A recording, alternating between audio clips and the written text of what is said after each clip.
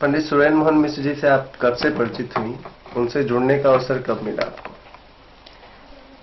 मुझे ये सब अवसर बचपन में ही मिला, लेकिन उस समय मैं सीखती नहीं थी।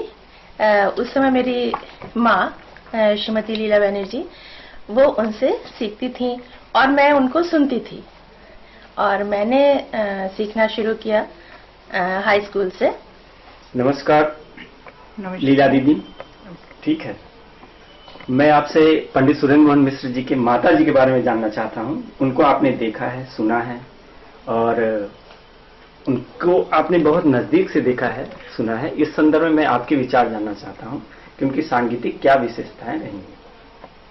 उनके सानिध्य में यही है, वो बिल्कुल मुझे लड़की की तरह ही मानती थी और उन्होंने उनसे मेरे में जितना लेने की क्षमता है उतना तो लिया, लेकिन वो तो असीम ज्ञान का भंडार थी।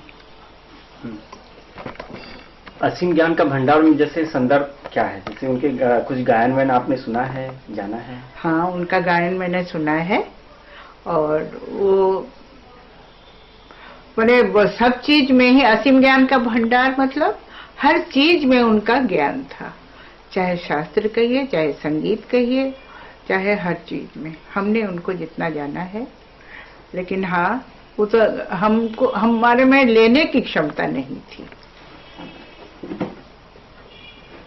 उससे सीखी हुई कोई रचना अगर आप सुनाना चाहें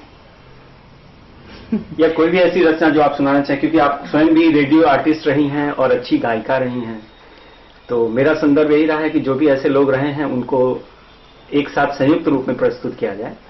तो अगर आप कोई रचना सुनाना चाहें तो एक निर्गुण ही सुन लीजिए।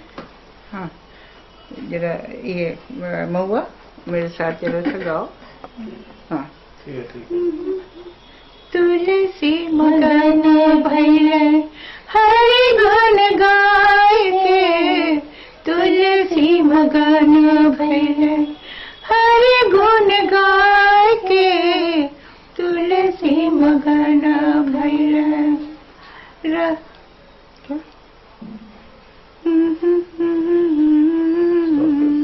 मगन भैले हरि गुण गाय के, तुलसी मगन भैले हरि गुण गाय के, तुलसी मगन भैले।